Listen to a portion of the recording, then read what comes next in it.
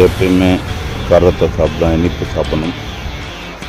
நம்ம வாழ்க்கையில் தோற்பு, புளிப்பு, காரம், கசப்பு எல்லாத்தையுமே சாப்பிட்ணும். லாஸ்ட்டாக இனிப்பு கொஞ்சமாக சாப்பிட்ணும்.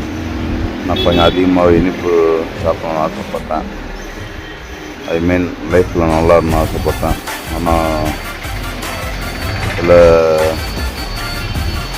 தடங்கல்கள்னால நல்லா மேலே போக முடியல. இது எப்படி இந்த பாட்டில் ஓப்பன் கஷ்டப்படணும், அதே மாதிரி தான் ரொம்ப காலமாக கஷ்டப்பட்டு ஒரு நிலைமைக்கு முன்னேறணும்னு நினைச்சேன்.